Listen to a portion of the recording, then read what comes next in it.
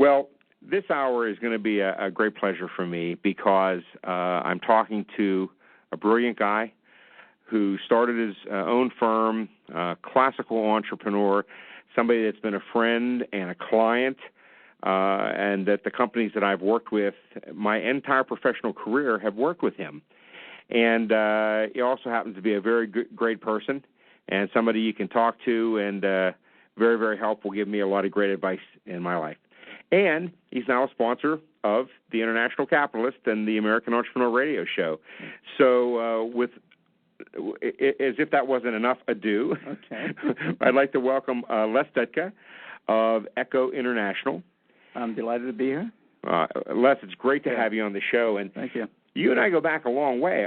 We first almost 20 years, I think. Bumped Yep. 1988. Yep. We first bumped into each other when I was working at what is now Bombardier, Yes.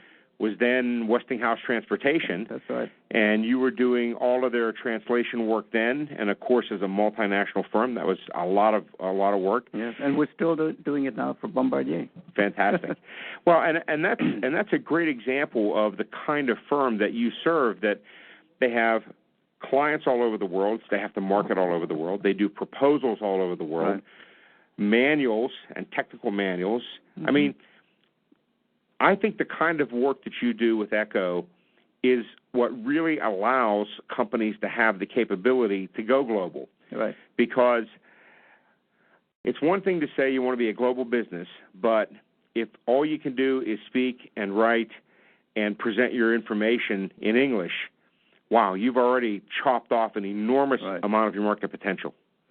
Exactly, and there's a misunderstanding still by many companies that think, well, it's an English-speaking world. The lingua franca of business is English. There's no doubt. But if you're selling into that country, it's a very good idea to convert your documentation, your website, your materials into the local language. It simply makes sense, and especially if you're facing competition from the Europeans, the Germans, the Brazilians, for example, because they're all doing it. So it's generally money well spent. Well, and I think this actually goes along with what our previous guest was saying, is that in a world where some markets, the U.S. market as an example, is increasingly tighter, people are having to spend more thoughtfully. The question really is, are the companies that you serve gaining a competitive advantage by tailoring the language, and by that not just what I would call gross translation, but the more subtle right. interpretation, so as to make these products more appealing? Yes. Well, there are really only two reasons for companies to spend money on translations, which can be quite costly.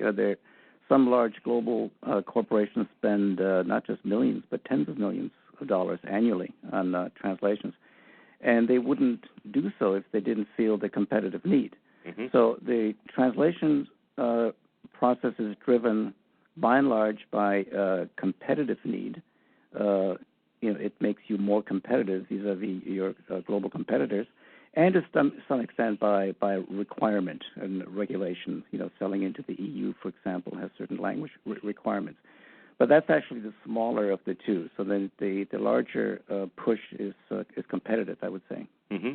Now, before we jump into all the services, because you folks do a lot at ECHO International beyond what we would think of as straight translation. Right.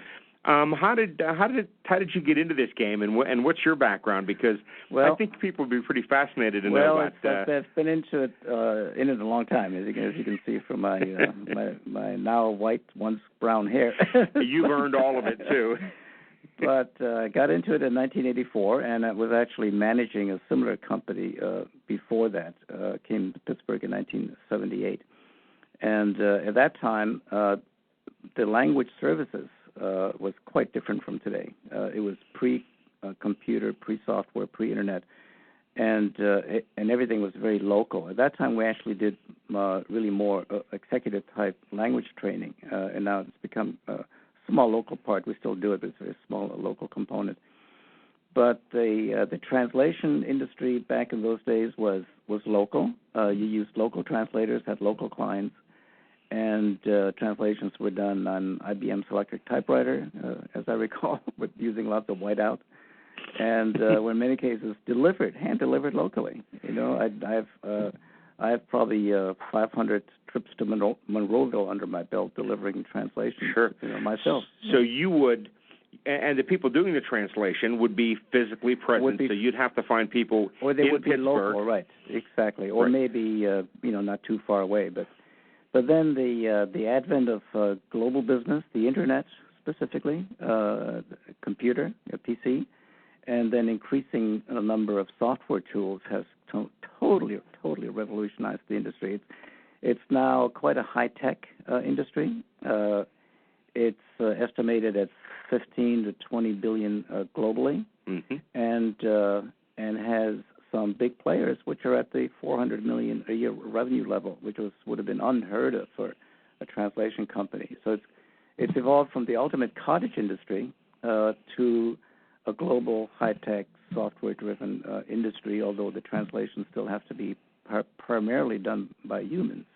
Well, but the actual mandate is really still the same. That is, produce an accurate translation which renders the meaning, intent, and style of the original without sounding like a translation. So that has not changed, despite all of the tools around it.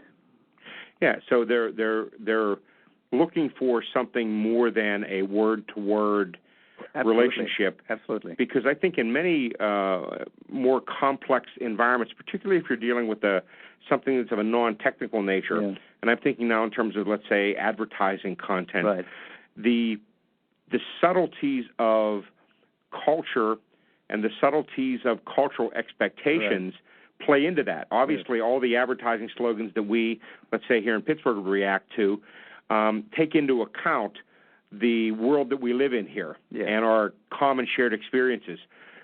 Remove those and try to take them into a globalized context. Right. Now you've got a whole different picture. And so it isn't just the words per se, but the context and the cultural references. Right.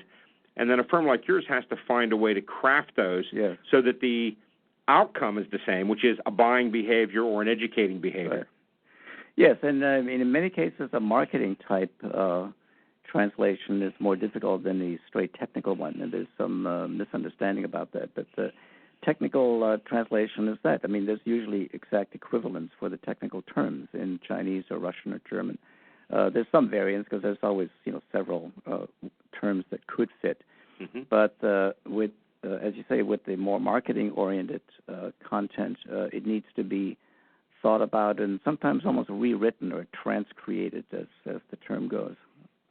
And this is something that I imagine clients need to be educated on because that's a more complex job, costs more money, but important if they're going to have any impact when they get to the foreign markets. Yes.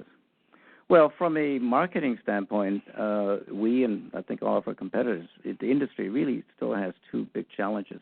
One is to get the American corporate potential buyer, the company, to realize that A, they need to get their stuff translated, and then B, that it shouldn't be done by the neighbor's daughter who just graduated, from high school and knows Spanish, or by grad students, or by in-house employees. It should be done by a professional translation company that has all the resources to render exactly that kind of accurate translation that they need.